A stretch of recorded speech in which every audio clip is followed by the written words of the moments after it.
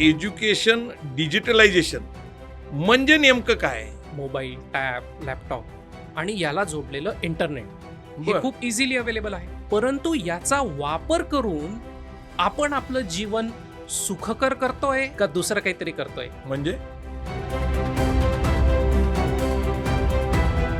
पण AI मुळे बेरोजगारी वाढल हा एक प्रचार केला जातो. नेमकं काय कारण वाटतं AI मुळे बेरोजगारी वाढण्याचं? दादा, AI मुळे बेरोजगारी कधीच वाढणार नाही. नमस्कार, मी प्रवीण गायकवाड. मराठा बिझनेस कम्युनिटी या आपल्या पॉडकास्टमध्ये आज आपले पाहुणे आहेत सागर पाटील. नमस्कार सागरजी. नमस्कार दादा. मराठा बिझनेस कम्युनिटी या पॉडकास्टच्या माध्यमातून मराठा समाजामध्ये उद्योजकता, व्यावसायिकता, अर्थकरण याचं ज्ञान व्हावं, त्यांना जगाची ओळख व्हावी. आणि आत्ताचं हे 21वं शतक आहे. 21व्या शतकामध्ये AIची चर्चा ही होतच आहे. AI म्हणजे आर्टिफिशियल इंटेलिजन्स. 1990ला भारतामध्ये प्रथम कॉम्प्युटरची चर्चा सुरू झाली आणि कॉम्प्युटर नंतर इन्फॉर्मेशन टेक्नॉलॉजी IT आणि आता AI आर्टिफिशियल इंटेलिजन्स. पण आजचे आपले पाहुणे जे आहेत ते त्याच्याबद्दल वेगळी मतं मांडतायत. त्यांचं मत काय आहे ते जाणून घेतलं पाहिजे. त्यांचं या क्षेत्रातलं ज्ञान खरंच वाकण्याजोगं आहे आणि म्हणून त्यांनी या क्षेत्रामध्ये आपलं करिअर करायचं ठरवलं. एज्युकेशन डिजिटलायझेशन हा मुख्य त्यांचा विषय आहे. परंतु आपल्या पाहुण्यांची आपल्याला प्रथम ओळख करून घ्यायची आहे. त्यांचं गाव कुठलं, त्यांचं शिक्षण काय आणि नंतर हा त्यांचा जो प्रवास आहे म्हणजे ज्याला आपण म्हणतो एज्युकेशन डिजिटलायझेशन, हा प्रवास आपल्याला समजून घ्यायचा आहे. कारण ITचा काळ आहे, AIचा काळ आहे आणि अनेक नवीन गोष्टी घडणार आहे. ज्ञानाचा विस्फोट झालेला आहे. परंतु खरंच ज्ञानाचा विस्फोट झाल्यानंतर या ज्ञानाचा उपयोग आपले लोक करतात का, हा माझा प्रश्न आहे. म्हणून सागरजी, आपल्याकडे मी येतो. आम्हाला सांगा की तुमचा हा जो सगळा जीवन प्रवास आहे, पण मग तुमचं जन्मगाव कुठलं आणि तुमचा हा सगळा प्रवास कसा झाला, आम्हाला समजून घ्यायचा आहे. माझा जन्म हा धुळे जिल्ह्यातला आणि जवळपास 43 वर्ष जळगावमध्ये काढलेली. अच्छा. म्हणजे माझं बालपण, माझं एज्युकेशन, हे सगळं काही जे आहे हे खानदेशातून झालेलं आहे. बरं. खानदेश म्हणजे आयरनी भाषा. तुम्ही थोडं आयरनीत बोललं तर बरं होईल. खरं आहे दादा. आयराणी हे आपल्याकडच्या भाषेचं किंवा आपल्याकडच्या संस्कृतीचं एक प्रतीक आहे. बरं. ते कम्युनिकेट करण्याचं एक साधन आहे. आणि नक्कीच आयराणी ही अशी गोष्ट शे की त्यामा आपला माणसे लगेच एकमेकासले कनेक्ट होतस. अच्छा. आयरनी बोललं की आयरनी बोलणारे लोक खानदेशी येतात ते जवळ येत आहेत. हां. ओके. याला लीडरशिपच्या पैलूमधनं जर बघितलं ना तर शॉर्टमध्ये याला BOR, बॅकग्राऊंड ऑफ रिलेटेडनेस असं म्हणतात. बरं. याचा अर्थ असा की समजा मी प्रवासात चाललेलो आहे अच्छा. आणि माझ्या तोंडून जर कोणी आयराणी शब्द ऐकले बरं. तर त्या माणसाला लगेच ॲक्सेस मिळतो की मी ह्या माणसाची जाऊन बोललं पाहिजे. अच्छा. म्हणून भाषेची जी संस्कृती आहे ना ती आपण का जपतो त्याच्या मागचं खरं कारण हे आहे. अच्छा. असं जरा 2 वाक्य सांगा ना चांगले. नक्कीच. आयराणीमधून मी सांगू इच्छितो की माझं थोडक्यात शिक्षण काय झालेलं ते. बरं. मनी 1ली ते 10वी आणि 11वी 12वी पुरी मी जळगाव म्हणून करेल शे. त्यानंतर मी सिव्हिल इंजिनिअरिंगला ॲडमिशन लिहिली. पण मग सिव्हिल इंजिनिअरिंगमा मला इथला इंटरेस्ट नव्हता. बरं. मना इंटरेस्ट होता तो टेक्नॉलॉजीमा, बरं. म्हणजे कॉम्प्युटर्समा, तंत्रज्ञानमध्ये. मग सिव्हिल इंजिनिअरिंग सोबतच मी डिप्लोमा इन कॉम्प्युटर टेक्नॉलॉजी आणि diploma in hardware and networking maintenance बरं. हे असे दोघी मी सायमल्टेनियसली केले. आणि त्याच्यानंतर मग मी BBM MBA आणि BTech इन ENTC बरं. हे असे एज्युकेशन कंप्लीट केलं. आणि कम्प्युटरमध्ये इंटरेस्ट असल्यामुळे कम्प्युटर्समध्ये जे इंटरनॅशनल लेवलचे सर्टिफिकेशन, मग ते hardware, software, data, security, server, या सगळ्या गोष्टींमध्ये जे आंतरराष्ट्रीय दर्जाचे सर्टिफिकेशन्स होते त्यांचा परिपूर्ण अभ्यास केला. आणि म्हणूनच टेक्नॉलॉजीचा जो पण काही बेस आहे, मग तो हार्डवेअर असो, सॉफ्टवेअर असो, या सगळ्या बाबतींमध्ये मग मला हे टूल्स खरोखर शिकायला मिळाले. बरं.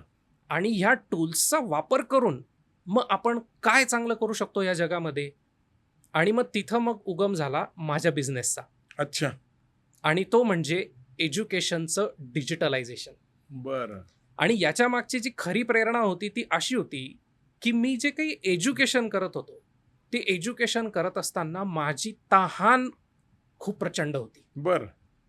परंतु जे शिक्षक, त्यांचा वेळ, त्याच्यानंतर लायब्ररीमध्ये अवेलेबल असलेली पुस्तकं, इंटरनेटचा त्यावेळेस खूप कमी वापर होता कारण पेनिट्रेशन कमी होतं. म्हणजे मी त्यावेळेची गोष्ट करतोय की ज्या वेळेस डायल अप इंटरनेटसाठी वापरलं जायचं आणि तासाला 60 रुपये रेट असायचा. बरं. त्या काळी 60 रुपये म्हणजे खूप जास्त असायचे. म्हणजे आम्ही अर्धा तास कसं तरी वापरायचो, 30 रुपये द्यायचो आणि लगेच थांबायचो. अच्छा. अशा काळामध्ये मग ज्ञानाचा भंडार इंटरनेट याच्याकडे बघितलं जायचं. आणि इंटरनेटवर आपल्याला जे पाहिजे ती माहिती ज्या डेप्थपर्यंत पाहिजे त्या डेप्थपर्यंत मिळत होती. म्हणजे आपल्याकडे इंटरनेट कॅफेज तयार झाल्या होत्या. ॲब्सोल्युटली. येस. म्हणजे खाजगी आपल्याकडे कॉम्प्युटर वापरण्याची तशी परिस्थिती नव्हती किंवा तेवढे कॉम्प्युटर नव्हते. बरोबर. आणि म्हणून इंटरनेट कॅफेमध्ये मुलं जायची, त्याचा उपयोग करायचे ज्ञानासाठी. म्हणजे आपल्याला इंटरनेटच्या माध्यमातनं जे पण काही शालेय शिक्षण घेत होतो किंवा कॉलेजमधलं जे शिक्षण घेत होतो त्याला खूप डेप्थपर्यंत बियॉन्ड बुक्स सुद्धा जाता येत होतं. आणि त्या क्षेत्रामध्ये आधुनिक म्हणजे आत्ताच्या लेवलला कुठं काय चाललेलं आहे हे आपल्याला इंटरनेटच्या माध्यमातून कळत होतं. नाही, पण तुम्ही आता शिक्षण जे सांगितलं, तुम्ही खूप स्किल्स डेव्हलप केलेले आहेत. डिफरंट टाईप्स ऑफ स्किल्स तुमच्या एज्युकेशनमध्ये दिसतात. पण तुम्हाला मग चांगली नोकरी लागू शकली असती, परदेशात जाता आलं असतं, भारतातही चांगल्या IT कंपनीमध्ये चांगले जॉब मिळाला असता. मग तुम्ही हे जे एज्युकेशन कन्सल्टन्सी किंवा एज्युकेशन डिजिटलायझेशन याच्याकडे कसं काय वळाला तुम्ही? अगदी बरोबर आहे सर तुमचं, की नोकरी करता येणं हा सगळ्यात सोपा मार्ग. परंतु त्यामध्ये काय नव्हतं किंवा काय मिसिंग होतं माझ्यासाठी, तर ते होतं फ्लेक्झिबिलिटी. नोकरी याचे तास ठरलेले, काय करायचं हे बॉसने सांगायचं आणि त्या पद्धतीने कामं करायचे. त्यामध्ये तुम्हाला तुमचं स्वतःचं इनपुट किंवा स्वतःचं जे लाँग टर्म व्हिजन असेल ते मात्र त्यामध्ये करता येत नसेल. म्हणून मी नोकरी न करता स्वतःचा बिझनेस सुरू करण्याचं ठरवलं. आणि जी माझी तहान होती ज्ञानाची, ती ज्ञानाची तहान बाकीच्या लोकांची मी कशी भागवू शकतो यासाठीच मी एज्युकेशन डिजिटलायझेशन या फील्डमध्ये उतरलो.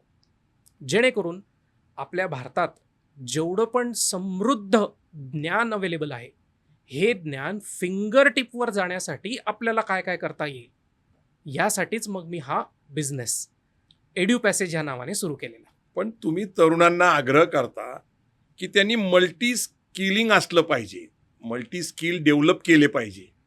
नेमकं तुमचं काय म्हणणं आहे? कारण तुम्ही ज्यावेळेस डिजिटलायझेशनबद्दल बोलता त्यावेळेसच तुम्ही मल्टी स्किलिंगबद्दल पण बोलता. तुमचं नेमकं याच्याबद्दलचं म्हणणं काय आहे? दादा, डिजिटलायझेशन ऑफ एज्युकेशन हे खूप वास्ट फील्ड आहे. अच्छा. याच्यामध्ये फक्त एकच गोष्ट येते किंवा एकच गोष्टीचा वापर होतो असं नाही आहे. बरं. कारण प्रत्येक क्षेत्रातले तज्ज्ञ लोक, त्यांचं असणारं ज्ञान आणि त्यांची असणारी ती एक्सपर्टी ही अनलिमिटेड आहे.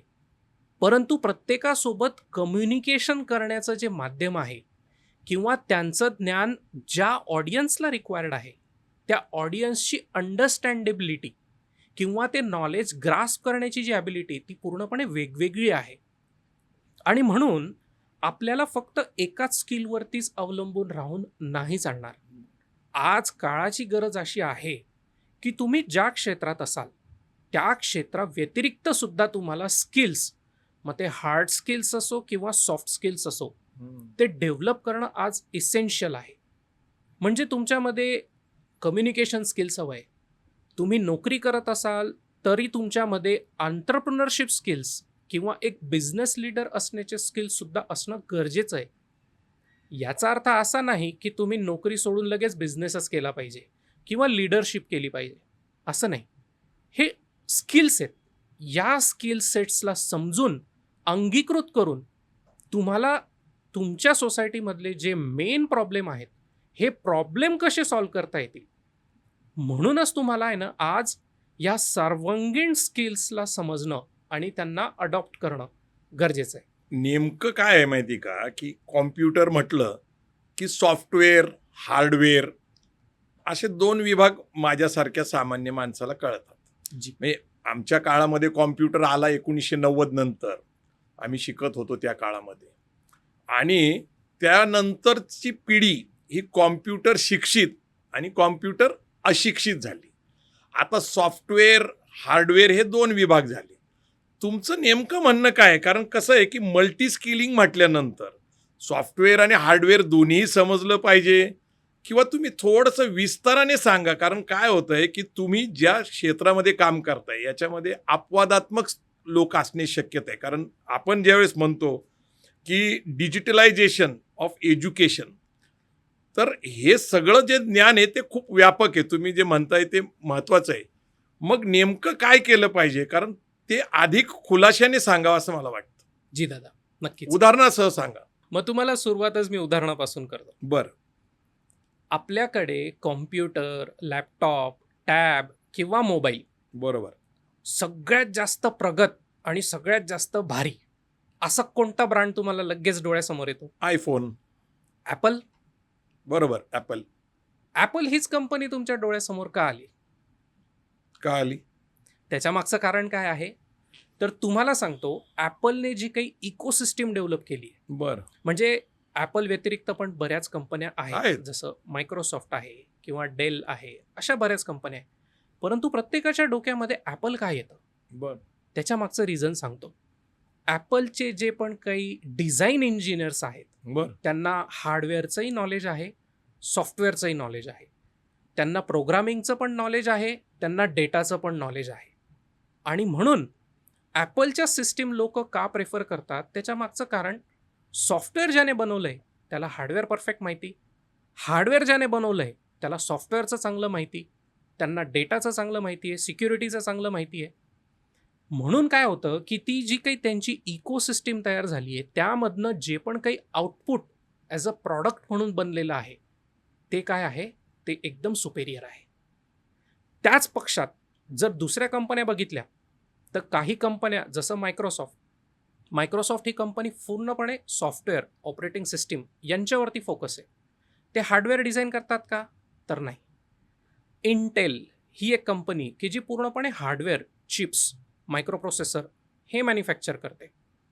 मग इंटेलच्या हार्डवेअरवरती मायक्रोसॉफ्टची ऑपरेटिंग सिस्टीम जेव्हा वापरली जाते, त्यावेळेस त्याच्यामध्ये बग्स, अनस्टेबिलिटी ही लोकांना अनुभवायला मिळते. परंतु तीच ॲपलची सिस्टीम लोक का प्रेफर करतात मग? कारण त्याच्यामध्ये सॉफ्टवेअर डिझाईन करणारा आणि हार्डवेअर डिझाईन करणारा हा एकच व्यक्ती आहे. बरं. आणि म्हणून मी जे म्हटलो ना की मल्टी डिसिप्लिनरी, मल्टी स्किल्स हे असणं आता काळाची गरज बनलेली आहे. असं आहे. म्हणजे ॲपलचा उल्लेख केला म्हणजे स्टीव्ह जॉबचा उल्लेख झालाच पाहिजे. जी. स्टीव्ह जॉबनी जे काही केलं म्हणजे वेगळ्या पद्धतीने विचार केला. त्यांनी मार्केटिंग स्ट्रॅटेजी निर्माण केली, डिझाईन त्यांनी अप्रतिम केलं. आज भारतामध्ये जवळपास जेवढे मोबाईल विकले जातात त्याच्यामध्ये आयफोन हा सगळ्यात जास्त विकला जातो, आणि त्याला एक प्रतिष्ठा आहे की माझ्यापाशी आयफोन आहे ॲपलचा. ती एक वेगळी चर्चा आहे. पण एज्युकेशन डिजिटलायझेशन म्हणजे नेमकं काय? आपल्याकडे आता टेक्नॉलॉजीचं पेनिट्रेशन प्रचंड आहे. बरं. याचा अर्थ आपल्या प्रत्येकाच्या हातामध्ये मोबाईल, टॅब, लॅपटॉप आणि याला जोडलेलं इंटरनेट हे बरं. खूप इझिली अवेलेबल आहे. खरं आहे. परंतु याचा वापर करून आपण आपलं जीवन सुखकर करतोय का दुसरं काहीतरी करतोय? म्हणजे आता मला सांगा, टेक्नॉलॉजीचा वापर करण्यामागचं खरं कारण काय आहे? की माझं जीवन, माझं काम, दैनंदिन गोष्टी ह्या काय झाल्या पाहिजे? सुखकर झाल्या पाहिजे, सोप्या इझी झाल्या झाल्या पाहिजे. पाहिजे, सोप्या बरोबर, झाल्या पाहिजे. सोप्या झाल्या पाहिजे. परंतु खरोखर त्या सोप्या होत आहेत का? नाही, अवघड झाल्यासारखं वाटतंय. कॉम्प्युटर आलं तर कॉम्प्युटर खरं तर आपल्यासाठी सोपं करण्यासाठी मला थोडंसं अधिक सांगावं वाटतं, की पूर्वी आपल्याकडे लेखनिक पद्धत होती. म्हणजे तुम्हाला काही डॉक्युमेंट्स बनवायचं असेल तर लिहिणारे लोक होते. म्हणजे ब्रिटिश काळामध्ये ज्यावेळेस आपल्याकडे कोर्ट आले, तहसीलदार कचेरी आली किंवा कलेक्टर कचेरी आली, जिथं नोंदणी करायला लागायची, तिथं कागद लिहिणारे लोक होते. आणि नंतर आपल्याकडं टाईपरायटर आला आणि टाईपरायटर आल्यानंतर लेखनिकवाल्यांनी संप केला होता. कारण टाईपरायटर आल्यामुळं इथं बेरोजगारी वाढल. टाईपरायटर आला, नंतर त्याच्या इन्स्टिट्यूट्स तयार झाल्या, त्याच्या स्पीडवर काम झालं. कोणी 30 सेकंदमध्ये एवढं लिहितंय, कोणी 40 सेकंदमध्ये त्याचं सर्टिफिकेशन कोर्सेस आल्या. मग नंतर आपल्याकडे कॉम्प्युटर आला.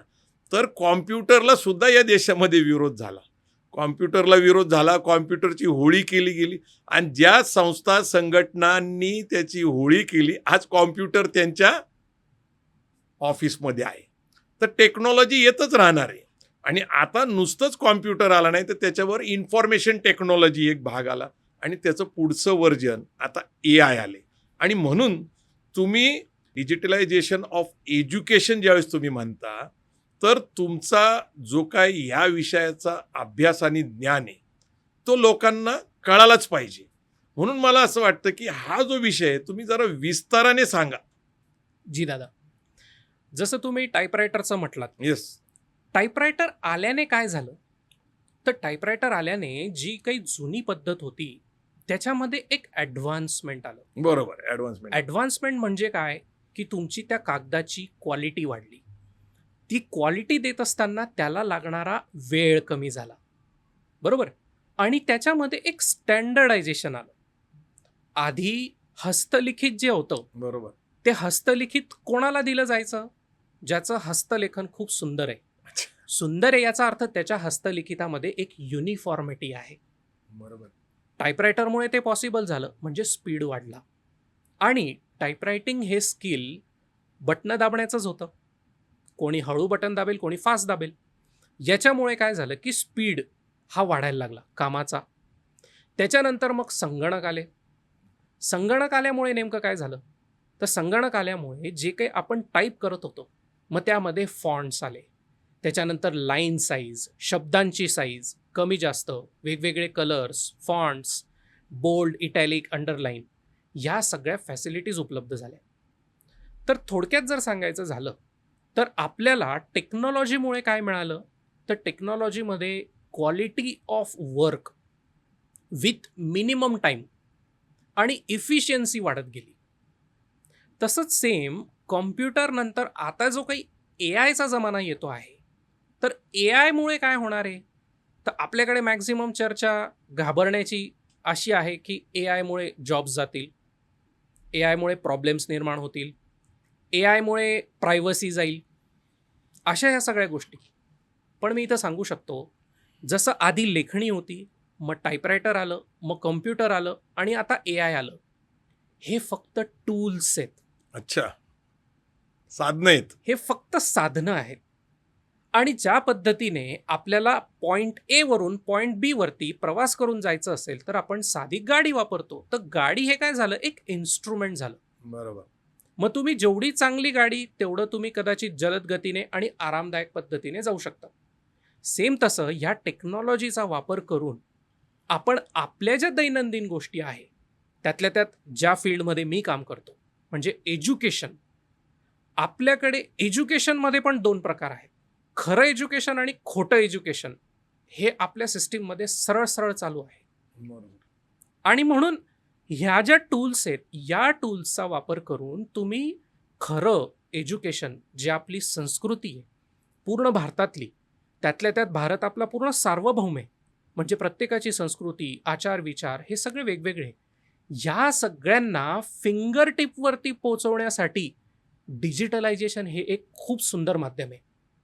आणि म्हणून मी जे म्हटलो ना की डिजिटलायझेशन ऑफ एज्युकेशन तर आपल्याकडे जे पण काही ज्ञान अवेलेबल आहे हे प्रॉपरली फिंगर टिपपर्यंत कसं पोहोचेल आणि ते इफिशियंटली आणि इफेक्टिव्हली कसं जाईल, त्याच्यामध्ये क्वालिटी कशी जास्तीत जास्त चांगली असेल, आणि ते ज्ञान गेल्यानंतर ते ज्ञान जो कन्झ्युम करतोय त्याच्या विचारात बदल कसा होईल आणि त्याच्या कृतीत बदल कसा होईल, यावरून आपला भारत खरोखर सार्वभौम असताना सुद्धा एकत्र कसा होईल, हे त्याच्या मागचं खरं रिझन आहे. मला प्रेक्षकांना सांगितलं पाहिजे की AI याची चर्चा आपण आज 2026 मध्ये करतोय. 2022 नंतर ती अधिक गतिमान झाली, परंतु खरं याची सुरुवात झालेली कधी आहे तर 1940, 1950, 1955ला त्याच्यावर पहिल्यांदा झालेली चर्चा, आणि मग टप्प्याटप्प्याने तंत्रज्ञानाचा अधिकाधिक उपयोग होत इन्फॉर्मेशन टेक्नॉलॉजी आली. आता इन्फॉर्मेशन नेटवर्कच्या माध्यमातून, मग फेसबुक असेल, विकिपीडिया असेल, यूट्यूब असेल, गुगल असेल, ते सगळं वेगवेगळ्या प्लॅटफॉर्मवर एकत्र झालेलं आहे. आणि ते एकत्र नॉलेज जर तुम्हाला मिळवायचं असेल तर ते इन्फॉर्मेशन टेक्नॉलॉजीचं जे काही संकलित आहे ते सगळं एकाच ठिकाणी मिळवल्यानंतर ते सहजपणे तुम्हाला उपलब्ध झालं पाहिजे. म्हणजे आर्टिफिशियल इंटेलिजन्स. म्हणजे आर्टिफिशियल इंटेलिजन्स खरं तर आपला मित्र आहे. तुमचं काय मत आहे? तो मित्र आहे का शत्रू आहे आपला? कारण भीती वाटते म्हटल्यानंतर शत्रू वाटला पाहिजे. इन्फॉर्मेशन टेक्नॉलॉजी नंतर आलेलं आर्टिफिशियल इंटेलिजन्सची एवढी भीती बाळगायचं काय कारण आहे? त्याच्या मागचं एक कारण सांगतो दादा. आपल्याकडे AIला एज्युकेशन मानलं जातं. आपल्याकडे AIला एक विश्व मानलं जातं. बरं. आणि प्रत्येकाला त्याच्यामध्ये घुसून मास्टर व्हायची इच्छा आहे. नाही, म्हणजे आता बीन AI, इन AI, आता डिग्र्या चालेत ना. म्हणजे कॉलेजेसमध्ये इन्फॉर्मेशन टेक्नॉलॉजीची जशी कॉलेजेस निघाले तसंच आता AIचे कॉलेजेस निघालेले आहेत, डिग्र्या आलेत त्याच्यामध्ये. तर ह्या डिग्र्या आल्या याचा अर्थ काय की AI हे एक टूल आहे. बरोबर. ह्या टूलचा प्रभावी वापर करण्याला शिकणं हे महत्वाचं आहे. म्हणजे थोडक्यात AI अजूनही परिपक्व नाही आहे. अच्छा. AI वरती अजूनही बऱ्याच प्रमाणे ट्रेनिंग चालू आहे. AI म्हणजे थोडक्यात काय आहे दादा? Artificial intelligence. इंटेलिजन्स याचा अर्थ काय होतो की उदाहरणार्थ माझ्याकडे एखाद्या विषयातला काही डेटा आहे, काही इन्फॉर्मेशन आहे, त्याच्यावरती भरपूर काम केल्यामुळे माझ्याकडे त्याचं नॉलेज आहे. आणि जेव्हा भरमसाठ नॉलेज येतं तेव्हा एक विजडमची लेवल येते. आता जेव्हा विजडमची लेवल येते तेव्हा त्या नॉलेजचा स्वतःसाठीच नव्हे तर संपूर्ण समाजासाठी आणि त्याच्या चांगलेपणासाठी कसा वापर करता येईल, हा इंटेलिजन्स डेव्हलप होतो. आर्टिफिशियल इंटेलिजन्स म्हणजे काय की त्याला हे सगळा डेटा, इन्फॉर्मेशन, नॉलेज सगळ्या वेगवेगळ्या क्षेत्रातलं हे त्याला बॅकएंडला प्रोव्हाइड केलेलं आहे. आणि जेव्हा आपण त्याच्याशी चर्चा करतो किंवा आपल्याला AI कडनं जे काही पाहिजे आहे याच्यासाठी आपण इनपुट देतो, ज्याला आपण प्रॉम्प्ट इंजिनिअरिंग म्हणतो. तर AIला इनपुट दिल्यानंतर तो त्याचे विचार करून वेगवेगळ्या अँगलने मग तो आपल्याला तसं आउटपुट देतो. म्हणजे थोडक्यात आपलं विचार करण्याचं जे काम आहे, एखाद्या गोष्टीमध्ये कृती करत असताना वेगवेगळ्या अँगलने विचार करणं, हे AIच्या माध्यमातून मग खूप सोपं होतं. अच्छा. थोडक्यात AIला आपण काय म्हणून बघितलं पाहिजे? टूल म्हणून. मग फक्त आपल्याला काय करायचं आहे? त्या टूलचा योग्य आणि प्रभावीरित्या वापर कसा करता येईल, फक्त हे शिकलं पाहिजे. सगळ्यांनीच AI मध्ये करिअर केलं पाहिजे का? तर नाही. सगळ्यांनीच AI डिझाईन केलं पाहिजे का? सगळ्यांनीच LLM, लार्ज लँग्वेज मॉडेल बनवले पाहिजे का? तर तसं नाही आहे. बनवणारी एक टीम आहे, परंतु तिचा इफेक्टिव्हली वापर करणं हे खरं महत्त्वाचं आहे. इथे एक अजून छोटं उदाहरण सांगतो. गुगल कंपनी आपल्या सर्वांना माहिती आहे. गुगलचं एक सिंपल टूल आहे यूट्यूब. प्रत्येक जण यूट्यूब कसं काम करतं, त्याच्यावरती अवेलेबल असलेला व्हिडिओ, त्याचा बिटरेट काय, त्याचं रेझोल्युशन काय, त्याच्यात कोणती कॉम्प्रेशन टेक्नॉलॉजी वापरली आहे, त्याच्यात ऑडिओ कॉम्प्रेशन टेक्निक कुठली वापरली आहे, या सगळ्या गोष्टींचा कोणी अभ्यास करतं का? नाही. यूट्यूब हे आपल्याला एक टूल उपलब्ध करून दिलेलं आहे व्हिडिओ शेअरिंगचं. तर आपण काय करतो, आपण डायरेक्टली त्याचा वापर करतो. सेम त्याच पद्धतीने ए आय ज्यांना खरोखर शिकायचं आहे आणि त्याच्यात करिअर करायचं आहे, त्याच्यात डेव्हलपमेंट करायची आहे, त्या लोकांनी ए आय फील्डमध्ये जावं. प्रत्येकाने ए आयमध्ये जावं का? तर नाही. मी ज्या क्षेत्रात आवड आहे, मला जे समजतं, त्यामध्ये मी ए आयचा टूल म्हणून वापर करून कसं अधिक जलद गतीने आणि चांगल्या क्वालिटीचं बनवू शकतो, याच्यावरती काम करणं गरजेचं आहे. नाही, पण ए आयमुळं बेरोजगारी वाढल हा एक प्रचार केला जातो. नेमकं काय कारण वाटतं ए आयमुळं बेरोजगारी वाढण्याचं? दादा, ए आयमुळे बेरोजगारी कधीच वाढणार नाही, नाही. अजिबात नाही. ए आय हे एक टूल आहे. त्या टूलचा वापर करून तुम्हाला जे कामं करायची आहेत, तुम्हाला म्हणजे बिझनेस करायचा आहे, नोकरी करायची आहे, तुम्हाला तुमच्या नोकरीवरचे किंवा बिझनेसमधले किंवा सोसायटीमधले प्रॉब्लेम सॉल्व्ह करायचे आहेत आणि ते प्रॉब्लेम सॉल्व्ह करत असताना तुम्हाला त्याला मॉनिटाईज करायचं आहे, म्हणजे त्यातनं तुमचं अर्निंगही झालं पाहिजे. असं जर तुम्हाला पाहिजे आहे तर तुम्ही ए आयचा फक्त प्रभावीपणे वापर करणं एवढंच शिकलं पाहिजे. आणि म्हणून ए आयचा पण प्रभावी वापर कसा झाला पाहिजे हे एक एज्युकेशन आहे. अच्छा. हे एज्युकेशन अजूनही लोकांमध्ये लॅकिंग आहे, लोकांना ते नाही माहीत. म्हणूनच डिजिटलायझेशन ऑफ धिस एज्युकेशन हे माझं फील्ड आहे. अच्छा. म्हणजे तुम्हाला ॲक्च्युली ए आय कसं वापरायचं आहे किंवा जे ज्ञान ऑलरेडी इंटरनेट सर्व्हिसेसमधले जेवढे गोष्टी आहेत, म्हणजे गुगल आहे, विकिपीडिया आहे, यूट्यूब आहे, अनेक, त्याचा कसा योग्य पद्धतीने वापर करायचा आहे. नेमकं काय झालं माहिती का आता, की आपण मगाशीच बोललो आयफोनबद्दल, ॲपलचा फोन. लोकांना ॲपलचा फोन हातात असणं हीच प्रतिष्ठा वाटते आणि भारतामध्ये तर एकपेक्षा अधिक मोबाईल फोन 2-3 असे हातात दिसतील असे घेऊन फिरणे.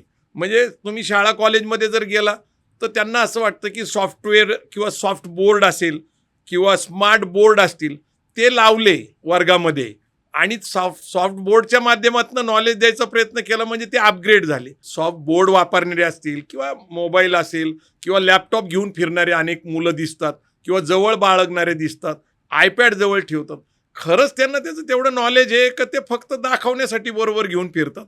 आता दादा कसं आहे माहिती आहे का, की बरेच जण आयफोन म्हणा, मोबाईल म्हणा, टॅब, लॅपटॉप किंवा एज्युकेशन इन्स्टिट्यूशन्समध्ये, मोठमोठ्या संस्थांमध्ये जे स्मार्ट पॅनल वापरले जातात की बरोबर. ज्याच्यावरती शिकवलं जातं, मग ते गव्हर्नमेंट एज्युकेशन सिस्टीम्स असो किंवा प्रायव्हेट असो किंवा कोचिंग क्लासेस असो, या ठिकाणी ह्या सगळ्या टूल्सचा वापर करणं ही काळाची गरज आहे. बरोबर आहे. आणि याच्या मागचं कारण काय आहे? सिम्पल, तिथं असणारा जो शिक्षक आहे हा 24/7/365 अवेलेबल आहे का? नाही. त्याच्याही मर्यादा आहेत ना, त्याला पण फिजिकल लिमिटेशन्स आहे, त्यालाही दम लागतो, त्यालाही आराम करायचा आहे, त्याला शिकवण्याचे 1 तास ठरलेले आहे दिवसातले. परंतु ज्याला ज्ञान घ्यायचं आहे त्याला काही लिमिटेशन्स आहेत का? नाही. तो केव्हाही घेऊ शकतो ना. मला जर वाटलं की मला रात्री 2 वाजता अभ्यास करायला आवडतं तर 2 वाजता शिक्षक अवेलेबल होऊ शकतो का? नाही.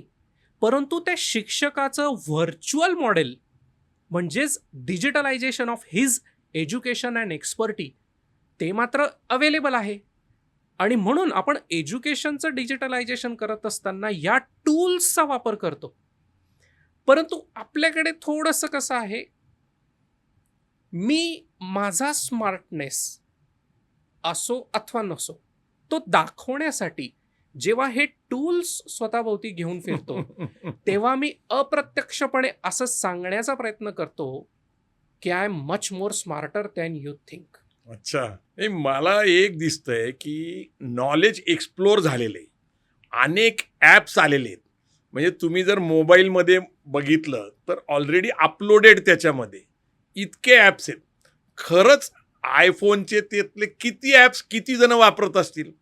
माझा तर अनुभव असा आहे की फोन करणे, घेणे, रेग्युलर फोन कॉल्स, SMS करणे, फार तर फार व्हॉट्सअप वापरणे आणि वेळ मिळत असेल तर फेसबुक किंवा इंस्टाग्राम, याच्या व्यतिरिक्त त्याच्या जेवढ्या फॅसिलिटीज आहेत आयफोनमध्ये त्यातल्या 90% आम्ही वापरत नाही. असा काळ आहे की इन्फॉर्मेशन टेक्नॉलॉजी या काळामध्ये आता त्याचं पुढचं वर्जन आर्टिफिशियल इंटेलिजन्स म्हणजे नॉलेज आणि ते अधिक घेतलं पाहिजे. मला एक प्रश्न काय पडतोय माहिती आहे का, की आता हे सगळं ज्ञान आता कॉम्प्युटराईज झालं म्हणा, डिजिटलाइज झालं म्हणा, आणि तुम्ही तर त्याचा आग्रह धरताय की ते केलं पाहिजे.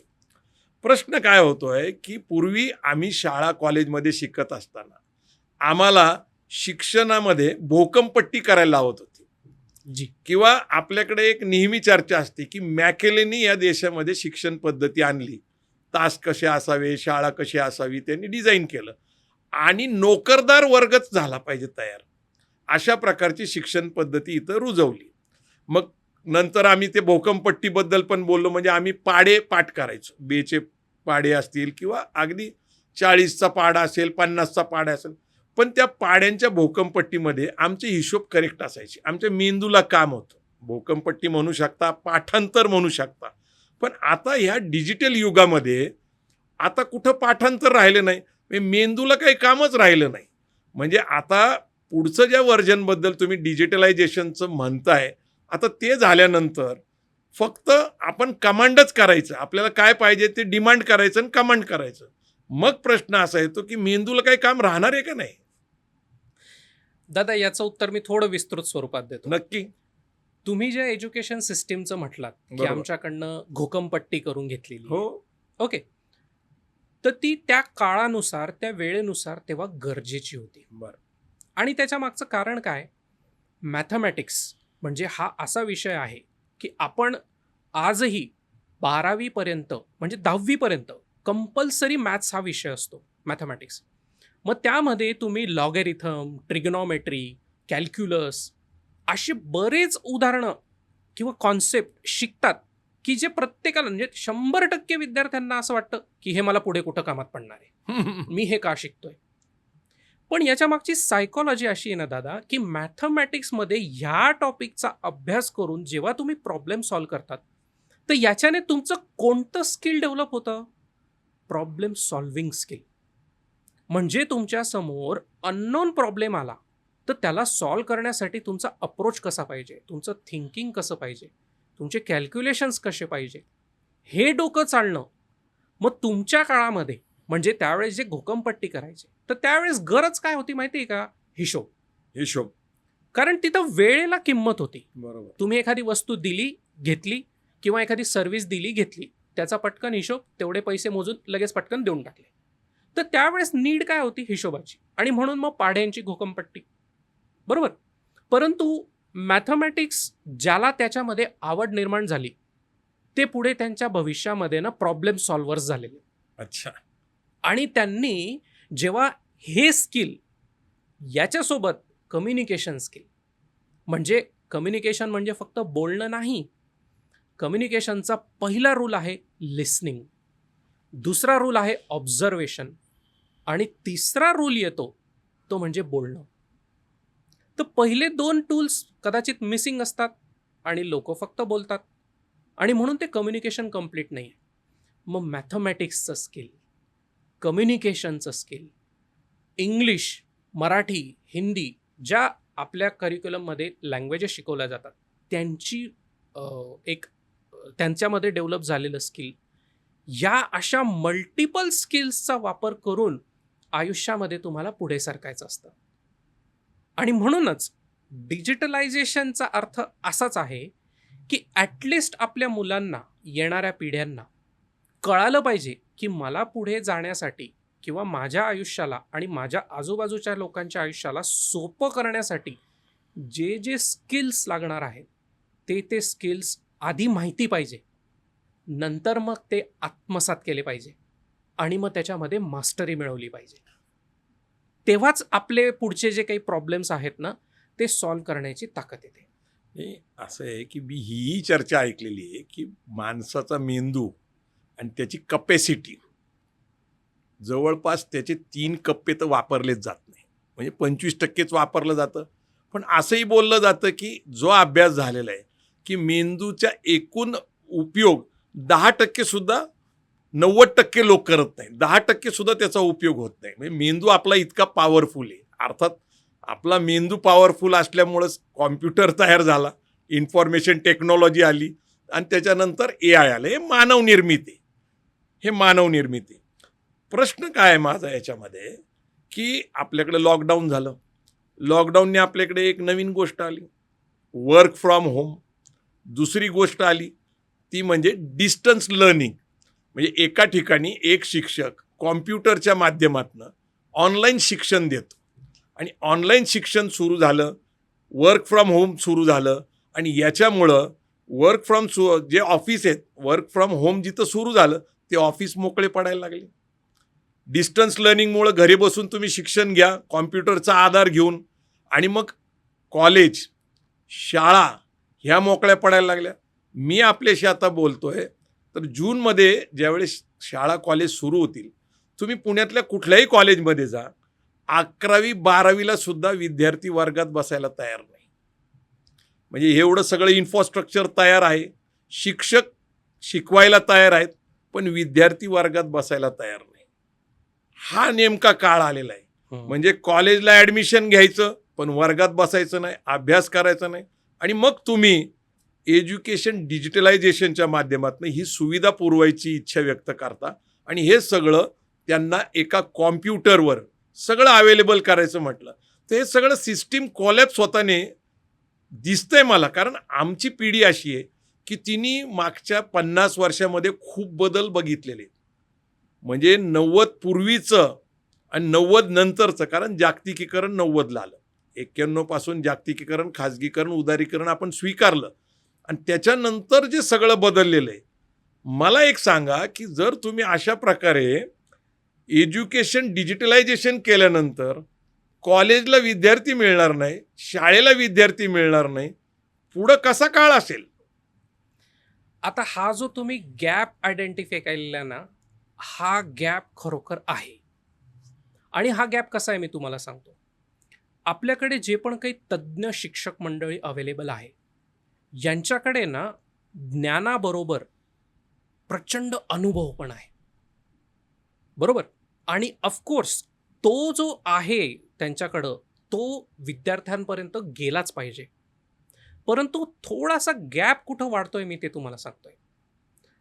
ही जी तज्ज्ञ मंडळी आहे, ह्या तज्ज्ञ मंडळींची शिकवण्याची, बोलण्याची, सांगण्याची लँग्वेज म्हणजे पद्धत आणि आता ज्याच्या ह्या नवीन पिढ्या आहे जेन झी आणि त्याच्या पुढच्या, यांची अडॉप्ट करण्याची, अंडरस्टँड करण्याची यांची पद्धत म्हणजे ती लँग्वेज, याच्यामध्ये गॅप आहे.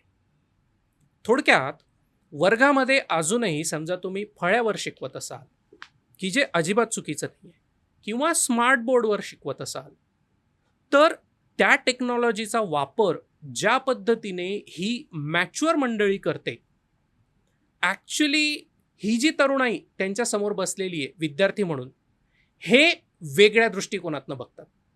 त्यांच्यासाठी एज्युकेशन म्हणजे फट फट फट फट खट खट खट खट, मला सगळं माहिती आहे. तुम्हाला काय पाहिजे तो प्रॉब्लेम हा मला सांगा, मी तुम्हाला लगेच सांगतो. म्हणजे यांचं म्हणणं काय आहे तरुणाईचं, की आम्हाला सगळं नॉलेज फ्रॅक्शन ऑफ सेकंडमध्ये पाहिजे. परंतु इकडे आपली म्हणजे जी पिढी आहे आधीची 90 सालापासून पुढची, ज्यांच्याकडे 30-30, 40-40, 50-50 वर्षाचा सर नॉलेज आणि एक्सपिरियन्स आहे, यांची सांगण्याची पद्धत की बाबा रे तुला हे समजून घेण्यासाठी किमान 1 तास द्यावा लागेल.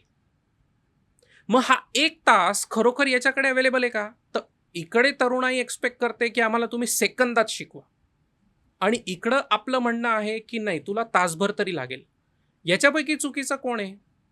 तर दोघेही चुकीचे नाही आहेत, दोघेही बरोबर आहेत.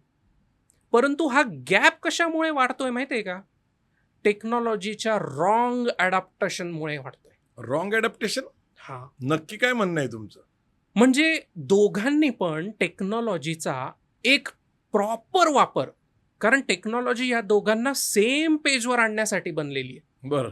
परंतु हीच टेक्नॉलॉजी दोघं जण ज्या पद्धतीने वापरतायत, ते दोघांमधला गॅप अजून दूर करतायत. कसं काय? आता आपल्याकडे आधी फळ्यावर शिकवायचे. बरोबर. अजूनही मी ऑब्झर्व करतोय सर, की 90% लोक, शिक्षक मंडळी किंवा जी नवीन मंडळी येते, जुनी असो किंवा नवीन असो, स्मार्ट बोर्ड वापरतात, पण स्मार्ट बोर्डवरती लिहितात. मग आता मला सांगा, तुम्ही फळ्यावर लिहून एक्सप्लेन करू शकता, स्मार्ट बोर्डचा वापर करताय, तर तुम्ही त्याच्यावरती लिहूनच का शिकवतायत? स्मार्ट बोर्ड म्हणजे असं म्हणावं लागेल की बोर्ड स्मार्ट झाले, परंतु त्याला ॲज अ टूल म्हणून वापरण्यासाठी शिक्षकाला तेवढं स्मार्ट बनवलं गेलं का? नाही. तर शिक्षकाकडे त्यांचं प्रचंड ज्ञान आहे आणि त्याची गरज येणाऱ्या सगळ्या पिढ्यांना आहे, परंतु त्यांची जी देण्याची टेक्निक आहे, ती टेक्निक मात्र येणाऱ्या पिढ्यांना मान्य नाहीये आणि म्हणून हा गॅप आहे. तुम्हाला असं म्हणायचंय का की टेक्नॉलॉजी अपग्रेड झाली, हा, पण शिकवणारे अपग्रेड झालेले नाहीयेत? काय म्हणणं आहे नेमकं तुमचं? कारण काय होत आहे की तुम्ही टूल टूल म्हणताय, ऍक्च्युली ते साधन आहे, ते नॉलेज आहे, एकदम ते आपल्याला वापरलं पाहिजे. उलट ते सहज सोपं केलेलं आहे, पण आपण त्याचं बर्डन घेतोय. का बर्डन घेतोय? कारण इतकं नॉलेज एक्सप्लोर झालेलं आहे. मला हे बी पाहिजे, मला ते बी पाहिजे, मला म्हणजे अगदी आपण आता जर बघितलं तर पूर्वी आपल्याकडं साधनं करमणुकीची फार कमी होती. आता डिजिटल आल्यानंतर तुम्हाला इतक्या ऑप्शन्स तयार झालेले आहेत, लोक कन्फ्यूज आहे काय बघावं काय नाही. हम्म. तसं शिक्षणाचं झालेलं आहे, हे करू का, ते करू का, ते करू का, ते करू का. पण मला एक प्रश्न काय पडतोय, एक तर एज्युकेशन सिस्टीम कोलॅप्स होताना दिसते. कॉलेजमध्ये विद्यार्थी जायला तयार नाही, शाळेमध्येही पुढच्या काळामध्ये जाईल. पुढची 10 वर्ष किंवा पुढची 20 वर्ष तुम्ही या शिक्षण पद्धतीकडे कसं बघताय? कारण शिक्षण पद्धतीच बदलत चाललेली आहे आणि तुम्ही ज्यावेळेस डिजिटलायझेशन ऑफ एज्युकेशनचा आग्रह धरता, तर मग कसं होणार पुढं? दादा, ह्या गॅपमध्ये आम्ही स्वतःला कसं बघतो, तर आम्ही हे गॅप ब्रिज करणारे आहोत असं समजा. याचा अर्थ ऑडियन्स जी आहे की जिला ते ज्ञान मिळणं गरजेचं आहे, त्यांना कोणत्या भाषेमध्ये पाहिजे ती भाषा आम्हाला कळते. आणि इकडे जे शिक्षक वृंद किंवा त्या त्या सब्जेक्टमधले जे एक्सपर्ट लोक आहेत, त्या एक्सपर्ट लोकांना नेमकं काय सांगायचं आहे हे आम्हाला माहिती आहे. फरक एवढाच आहे की ह्या दोघांची लँग्वेज वेगवेगळी आहे. यांचं म्हणणं आहे, म्हणजे शिक्षकांचं, तज्ज्ञ मंडळींचं म्हणणं आहे की तुम्हाला एक स्पेसिफिक पिरियड लागेल, टाईम लागेल, महिने, 2 महिने, 6 महिने, सेमिस्टर, वर्ष, 4 वर्षाची डिग्री, 3 वर्षाची डिग्री, हा एवढा काळ लागेल. इकडं मात्र विद्यार्थ्यांचं म्हणणं काय आहे की हे तर आम्ही 3 महिन्यात शिकून देऊ. अच्छा, हा त्यांचा कॉन्फिडन्स झाला. स्पीड आहे फार. हां, कारण त्यांच्याकडे ना डायजेस्ट करण्याची आणि डोक्यामध्ये टाकण्यासाठी जे काही त्यांच्या हातात टूल अवेलेबल आहे, त्या टूलमधनं ते इझिली शक्य आहे. फरक इथे थोडक्यात असा आहे ना की ही पिढी प्रचंड अफाट ज्ञान ग्रास्प करण्यासाठी बनलेली आहे. त्या स्पीडने जर तुम्ही यांना ज्ञान देऊ शकले तरच ते तुम्हाला तुमचा आदर्श मानतील, अदरवाईज ते तुम्हाला आउटडेटेड समजतील. अच्छा. बघा, म्हणजे तुमच्याकडे सगळं ज्ञान, एक्सपिरियन्स सगळं काही आहे. उलट तुम्ही जेवढे अनुभव घेतलेले आहेत तेवढे अनुभव पुढच्या पिढीमध्ये कदापि शक्य नाही आहे.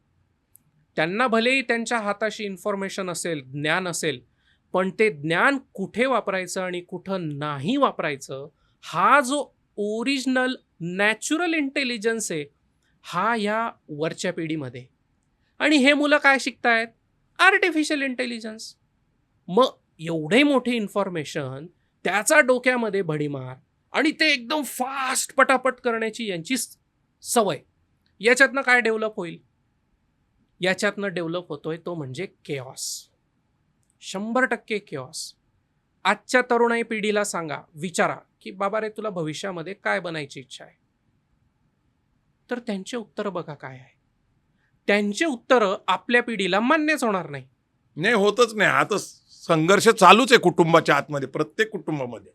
तर हा जो गॅप आहे ना, हा गॅप सर फक्त लँग्वेजचा आहे. लँग्वेजचा. हो, तुम्हाला जे सांगायचं आहे ते बरोबर आहे, त्यांना जे ऐकायचं आहे तेही बरोबर आहे, त्यांना जे अडॉप्ट करायचं आहे तेही बरोबर आहे, परंतु सांगण्याची पद्धत आणि ऐकण्याची पद्धत याच्यामध्ये तफावत आहे. आणि म्हणूनच एज्युकेशनचं डिजिटलायझेशन. अच्छा. थोडक्यात तुमच्याकडे जे काही आहे, तो काही भांडार आहे, तुमच्याकडे जी संस्कृती आहे, तुमचे जे संस्कार आहेत, याला डिजिटल फॉर्ममध्ये आणणं आणि त्यांच्या फिंगरटिपपर्यंत पोहोचवणं. नाही, पण आता एक माझ्यासमोर नवीन प्रश्न निर्माण झालेला आहे, की मी एक डाटा बघितला, की हे जे टेक्नॉलॉजी ड्रिव्हन झालेलं आहे आपलं सगळं, म्हणजे टेक्नॉलॉजीचा वापर करणे, नेटवर्कच्या माध्यमातनं सगळे आता जे प्लॅटफॉर्म्स उपलब्ध आहेत त्याचा उपयोग करणं, आणि तुम्ही त्या शिक्षणासाठी डिजिटलायझेशनचा एक प्लॅटफॉर्म करता. म्हणजे मोबाईलची इतकी सवय झाली, कारण सगळ्या गोष्टी मोबाईलमध्येच आहेत किंवा तुमच्या लॅपटॉपमध्ये आहेत. ते जर तुमच्या जवळ नसेल तर तुम्ही अस्वस्थ होता. एक डाटा असा उपलब्ध झाला आहे, की ह्या सगळ्या टेक्नॉलॉजीचा परिणाम असा झाला आहे, की 30% लोक हे मानसोपचार तज्ज्ञाकडे जातात. कारण हा जो सगळा बडीमार चालू आहे नॉलेजचा म्हणा किंवा अनेक कारणाने. मला तर एका विद्यार्थ्याचं असं उदाहरण कळालं, की त्याच्या मित्रांनी त्याचा मोबाईल लपवून ठेवला, आणि लपवून ठेवल्यानंतर तो जो सैरावैरा अस्वस्थ व्हायला, का त्याला सतत त्या मोबाईलवर ॲक्टिव्ह राहायची सवय होती. काही ना काहीतरी म्हणजे रील्स बघल किंवा काहीतरी अभ्यास कर, आणि मोबाईल नाही, ह्या अस्वस्थतेतनं त्याला ट्रीटमेंट घ्यावी लागली, आणि ती ट्रीटमेंट इतकी भयंकर होती की त्याला डॉक्टरनी एका खोलीमध्ये बांधून ठेवलं होतं 5-6 दिवस. मोबाईलशिवाय त्याला राहणं शक्य झालं नव्हतं. मग अशा काळामध्ये शिक्षणाचं डिजिटलायझेशन झाल्यानंतर काय वाटतं तुम्हाला? कारण त्याचा फायदा नक्की आहे, कारण मी बघतोय की ऑनलाईन एज्युकेशन चालू आहे. आता एक खान सर नावाचे आहेत, जे UPSC MPSCच्या मुलांना ऑनलाईन शिक्षण देत होते याच्यामध्ये लॉकडाऊनमध्ये, आणि आज नाव इज व्हेरी पॉप्युलर पर्सन.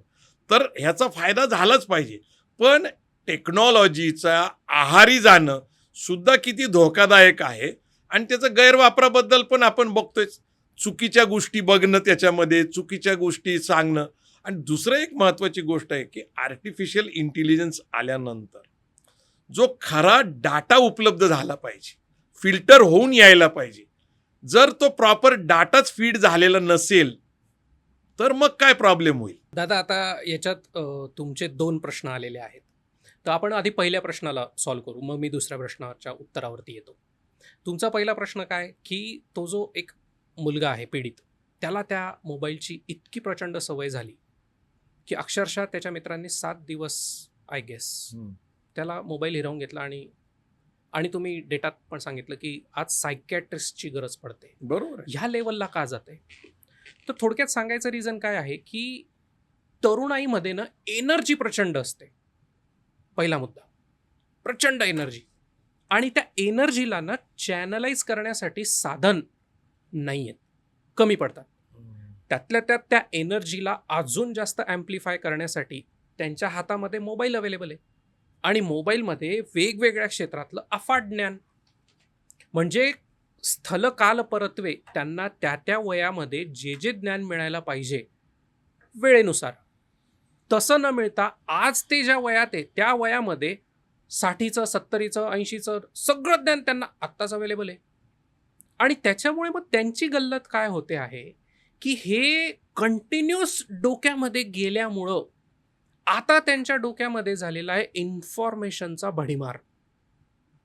आणि ज्या वेळेस व्यसन आपण म्हणतो, म्हणजे जसं दारूचं व्यसन, ड्रग्सचं व्यसन, तर आधीच्या काळी ह्या व्यसनाला सोडवणं खूप सोपं होतं. म्हणजे त्याला आयसोलेट करायचं, पॅक करायचं, आणि त्याला त्याच्यापासून दूर ठेवायचं, आणि ट्रीटमेंट चालू करायची. हळूहळू मग ते कंट्रोल व्हायचं, बरोबर. परंतु तुम्ही ज्या विद्यार्थ्याचा उल्लेख केला, की ज्याला 7 दिवस मोबाईल काढून घेतला आणि त्याला मात्र लॉक करून ठेवलं. अहो, तुम्ही त्याला मोबाईलपासून दूर केला, पण मोबाईलमधनं जे पण काही त्याच्या डोक्यात गेलेलं आहे, ते डोक्यातलं स्क्रोलिंग थांबलं का? नाही. तर नाही थांबलं. आणि त्याच्यामुळे जरी त्याच्यापासून मोबाईल दूर गेलेला असला, तरी त्याच्या ब्रेनला मात्र काय सवय पडली? शांत न बसण्याची. इथे लगेच काही झालं, फटक्यात मोबाईल. बोर होतंय, लगेच मोबाईल. म्हणून काय झालं, की ते इन्फॉर्मेशन, ही इन्फॉर्मेशन कन्झ्युम कर, ती इन्फॉर्मेशन कन्झ्युम कर, असं करत करत करत आणि करत गरज असलेली, गरज नसलेली कुठलीही इन्फॉर्मेशन घेत राहणे. ॲब्सोल्युटली. आणि आता गंमत काय होते, प्रत्येकाला पाहिजे फ्रीडम इन मेकिंग चॉईसेस. मग फॉर एक्झाम्पल एखाद्या विद्यार्थ्याला काय पाहिजे? लेटेस्ट मोबाईल पाहिजे, लेटेस्ट लॅपटॉप पाहिजे, लेटेस्ट कम्प्युटर पाहिजे, टॅब पाहिजे, गॅजेट्स पाहिजे. कारण त्यांचं व्यसन ह्या माध्यमातनं एकदम सोपं होऊन जातं. मग हे मिळवण्यासाठी पैसे पाहिजे. आई वडील पैसे देतील का? तर नाही देणार, कारण त्यांना दिसतंय की यांचं हे व्यसन खूप हाय लेवलला जात आहे. मग हे मुलं काय करतील? मग त्या मोबाईलचा वापर करून आपल्याला पैसे कसे मिळवता येतील याच्या मागे घुसतील. जंगली रम्मी कुठलीही गोष्टी घ्या, किंवा ते कॉम्प्युटरवरचे गेम्समध्ये काही मुलांनी आत्महत्या केल्यात, त्याच्यात ते Absolutely. अडकत गेले, ते पण भयाने. किंवा जंगली रम्मीमुळं लाखो रुपयाचं नुकसान केलेले लोक आहेत. थोडक्यात यांना स्वतःच्या चॉईसेस सुखकर करण्यासाठी आणि पाहिजे ते लगेच उपलब्ध करण्यासाठी. व्हर्च्युअल वर्ल्डमध्ये हे इझिली अवेलेबल आहे. सर्च करा, टाईप करा, तुम्हाला लगेच मिळेल. रिअल वर्ल्डमध्ये पॉसिबल आहे का? नाही. मला आत्ता मर्सडी पाहिजे, किती वेळ लागेल? असं सेकंदात येईल का? नाही. आणि लगेच दुसऱ्या सेकंदाला नाही मला मर्सिडीज नाही पाहिजे, मला BMW पाहिजे. मग मर्सिडीज BMW तिसऱ्या सेकंदाला नाही, रोल्स रॉयसच पाहिजे. अच्छा. का? कारण मी रोल्स रॉयस वापरेल तेव्हा मग माझी पर्सनॅलिटी लोकांना कळेल. मग भले यातून मी किती रिकामा असो. इन्फ्लेशन आता जे आहे, महागाई तर वाढतच चाललेली आहे, पण एक लाईफस्टाईल इन्फ्लेशन वाढलेलं आहे. हां, प्रतिष्ठेसाठी, दाखवण्यासाठी, इतर लोकांना काय वाटेल ते कसे आपल्याकडे बघतील, हे भयंकर आहे लाईफस्टाईल. मग हे कशामुळे झालंय दादा? Wrong knowledge at wrong time at wrong places ते जाऊन राहिलंय ना, म्हणून हे पुढचं सगळं खराब होताना दिसतंय. आणि आपल्या पिढींना, पुढच्या तरुणाई पिढीची खरी हीच काळजी आहे. आणि यासाठी मग आपण याच्यामध्ये काय करतोय? The digitalisation of right education. Exactly. मला आता तुमचा जो मूळ कोर आहे की डिजिटलायझेशन ऑफ एज्युकेशन, हे जे तुमचं कोर आहे, हे जरा तुम्ही विस्ताराने सांगा. तुम्ही कुठल्या प्लॅटफॉर्मवर कसं काम करता, नेमकं तुमची पद्धत काय आहे? आणि आता हे जे चुकीचं घडलं याच्यावर आपण याच्यासाठी चर्चा केली, कारण तुमचं शेवटी प्लॅटफॉर्म डिजिटल आहे आणि डिजिटल प्लॅटफॉर्मवर काय काय चालतं याची चर्चा होणं गरजेचंच होतं. आणि तुम्ही ज्यावेळेस एज्युकेशनची गोष्ट करता आणि तेही डिजिटल एज्युकेशनची, तर हे तुमचं कोर सेक्टर असल्यामुळं तुम्ही त्याच्यावर विस्ताराने बोलावं अशी माझी इच्छा आहे. आता याला ना मी तुम्हाला खूप एक सुंदर एक्झाम्पलने समजून सांगतो की आपल्याला डिजिटल एज्युकेशन म्हणजे एज्युकेशनचं डिजिटलायझेशन याची गरज काय आहे. ठीक आहे. बरोबर. आता यासाठी ना मी तुम्हाला फक्त 4 वाक्य दाखवेल. तुम्हाला काहीच बोलायचं नाही आहे. तुम्हाला फक्त मी जे काही दाखवेल ते अडॉप्ट करायचे किंवा ते इमॅजिन करायचे, वॉट एव्हर. बरं. 4 वाक्य मी तुम्हाला दाखवणार आणि ऑडियन्सला पण दाखवणार. बरं. ठीक आहे. ऑडियन्स तुम्ही सुद्धा हे मी जेव्हा दाखवेल फक्त ते वाचा. बरं. ठीक आहे.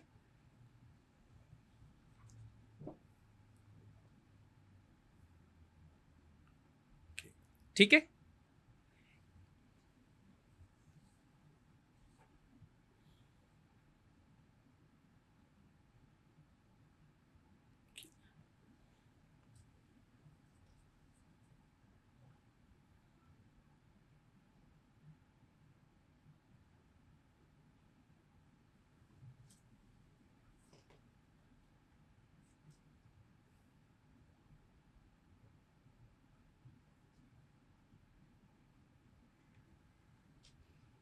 ॲक्टिव्हिटी संपली.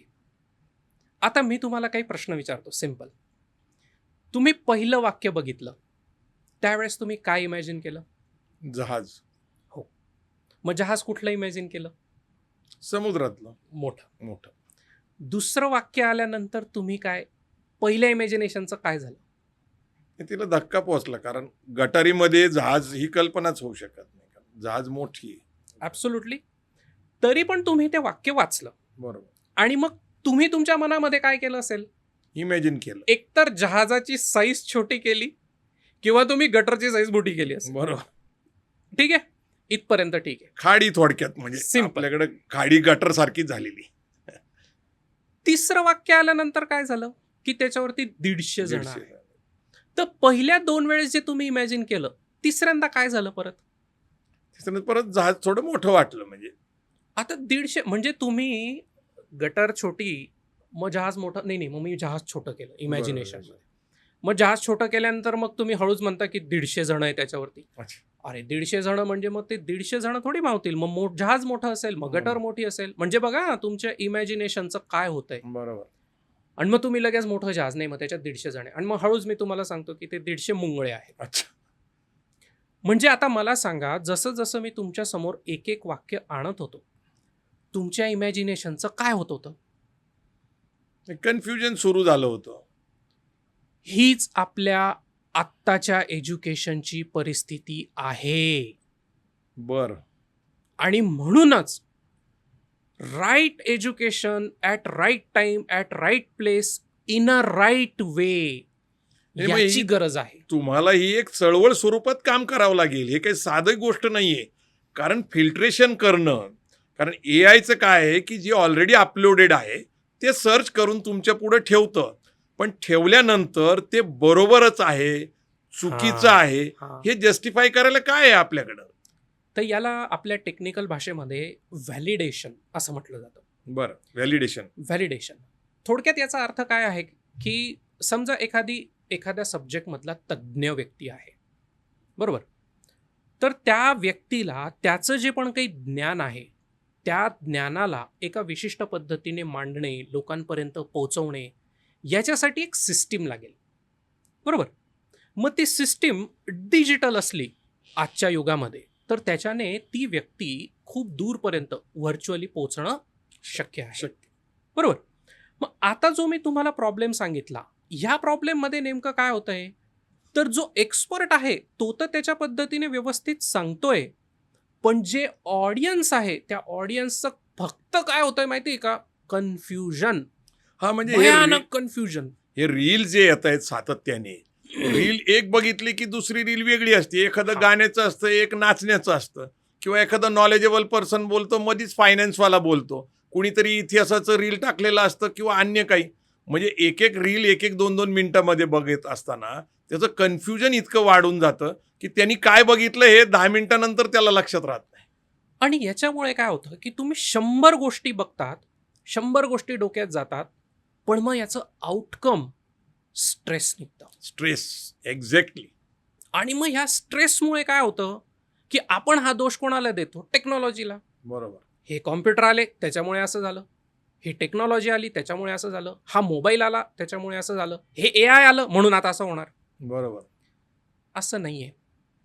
मी सांगू इच्छितो की टेक्नॉलॉजी ही दुधारी तलवार आहे. बरोबर. याला तुम्ही जर व्यवस्थित वापरायला शिकले तर तुम्ही शत्रूवरती इझिली विजय मिळवू शकता. बरं. परंतु जर तुम्ही त्या दुधारी तलवारला व्यवस्थित वापरणं नाही शिकले तर ती तुमचीच मुंडी उडवून ठेवून देईल. अच्छा. आणि म्हणून आपल्याकडे जेवढं पण ज्ञान अवेलेबल आहे, जे चांगलं आहे, जे गरजेचं आहे, ते ज्ञान लोकांपर्यंत पोचण्यासाठी त्याचं प्रॉपर डिजिटलायझेशन होणं गरजेचं आहे. मग तुम्ही त्याच्यासाठी नक्की काय करता, म्हणजे काय मग प्रयत्न याच्या- करताय तुम्ही? जी दादा, मग आता जे तरुण पिढी आहे त्यांना एकतर रील्स, सोशल मीडिया हे बघण्याची सवय जास्ती आहे. मग आपल्याला आपलं जे काही शिक्षण आहे, एज्युकेशन आहे, किंवा आपली जी एक्सपर्टी आहे, या एक्सपर्टीला डिजिटल स्वरूपात कशी आणायची, ह्या पद्धतीसाठी एक इकोसिस्टीम बनवावी लागते. आणि ती इकोसिस्टीम म्हणजे कशी, आता उदाहरणार्थ फायनान्शियल लिटरसी हा टॉपिक आहे समजा. मग फायनान्शियल लिटरसीमधले एक तज्ज्ञ मंडळी आहे, एक तज्ज्ञ व्यक्ती आहे. या तज्ज्ञ व्यक्तीकडे सगळंच अफाट ज्ञान आहे. आता तो व्यक्ती, प्रत्येकाला फायनान्शियल लिटरसीची गरज आहे हे त्यांना पण माहिती आहे, परंतु ते तासन तास यांचं ऐकतील का, नाही. तर नाही. प्रत्येकाचं काय म्हणणं आहे, माझ्या फायनान्शियलची लेवल एवढी आहे नॉलेजची. एकाचं म्हणणं आहे की मला फायनान्शियल काहीच माहिती नाही, एकाची नॉलेज वेगळी. प्रत्येकाच्या नॉलेजमध्ये काय आहे, तफावत आहे. मग अशा वेळेस आपण ह्या तज्ज्ञ व्यक्तीचं नॉलेज प्रॉपर पद्धतीने डिजिटाईज केलं म्हणजे कसं, तर वेबसाईटवरती व्यवस्थित पद्धतीने मांडलं त्याची माहिती, प्राथमिक माहिती. त्याच्यानंतर त्याचं एक छोटासा कोर्स डिझाईन केला आणि त्या कोर्सला पण लेगसी पद्धतीने न डिझाईन करता आधुनिक पद्धतीने छोट्या छोट्या तुकड्यांमध्ये. कारण आता अटेन्शन टाइम स्पॅन पण कमी होतोय. सुरुवातीला अटेन्शन ग्रॅब करण्यासाठी तुम्हाला छोट्या छोट्या गोष्टी लागतात. एकदा अटेन्शन ग्रॅब झालं म्हणजे थोडी मोठी गोष्ट, आणि मोठ्या गोष्टीनंतर मग त्याला पूर्ण त्या मायाजालमध्ये म्हणजे ज्ञानाच्या महासागरापर्यंत आणणे, ही एक इकोसिस्टीम आहे. आणि याच्यासाठी मग वेगवेगळे टूल्स अवेलेबल आहे. मग वेबसाईट असेल, ब्लॉग्स असतील, PDF आहे, ई बुक्स आहेत, ई कोर्सेस आहेत, व्हिडिओज आहेत, सोशल मीडियावरती शॉर्ट्स आहेत, असे अनन्यसाधारण मार्ग अवेलेबल आहेत. पण नेमकं कोणतं टूल कोणत्या ठिकाणी प्रभावीपणे वापरायचं हे आपल्या लोकांना जमत नाही. अच्छा. आणि म्हणून मग त्या ठिकाणी काय गरजेचं आहे, तर प्रत्येक टूल राईट ठिकाणी, राईट टायमाला, राईट पद्धतीने वापरणं, हे एज्युकेशन लोकांना आधी घेणं गरजेचं आहे.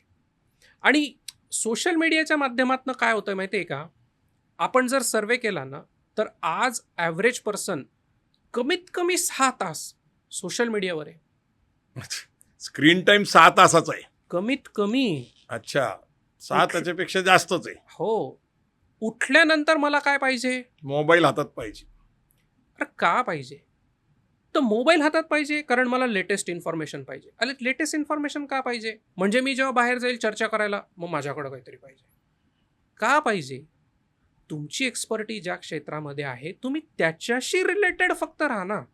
तुम्हाला सगळ्या गोष्टी का जाणून घ्यायच्या आहे, म्हणजे तुम्हाला एज्युकेशन एक्सपर्ट व्हायचं आहे, तुम्हाला डायटिशियन पण व्हायचं आहे, तुम्हाला स्वतःचं डॉक्टर पण बनायचं आहे, तुम्हाला स्वतःचं कन्सल्टंट पण बनायचं आहे, आणि स्वतःचंच नाही अख्ख्या समाजाचं. म्हणजे सर तुमची तब्येत जरा जास्त दिसते, तुम्ही असा योगा करा. आता तू योगा टीचर आहेस का, तू नाही. योगा अनुभवलेला आहे का, तू योगामध्ये मास्टरी मिळवली आहे का, नाही. मग तुझी योगाची मास्टरी जी तू समजतोय ती कशातनं आली, रील्समधनं. ती तात्विक आहे ना, त्याच्या मागे काहीतरी प्रचंड गाभा आहे. तो गाभा तुम्ही आधी समजून घ्या, त्याला स्वतः वापरा, त्याच्यात एक्सपर्ट बना, आणि मग तुम्ही त्याचा प्रचार करा. परंतु आज प्रत्येकाला काय पाहिजे, I am multitalented, I am multidisciplinary, तुम्ही मला काही विचारा माझ्याकडे त्याचं उत्तर आहे. असं प्रत्येकाला एक्सपर्ट बनायची इच्छा आहे. ऑफकोर्स त्यांना ते एक्सपर्ट बनण्याची इच्छा आहे, तर त्यांनी एक्सपर्ट बनेपर्यंत ते फील्ड सोडायचं नाही, मगच दुसऱ्या फील्डला हात घालायचा. पण मग सोशल मीडियावर हे पॉसिबल आहे का, नाही. म्हणूनच आपल्याला एक इकोसिस्टीम एज्युकेशनमध्ये बनवणं गरजेचं आहे.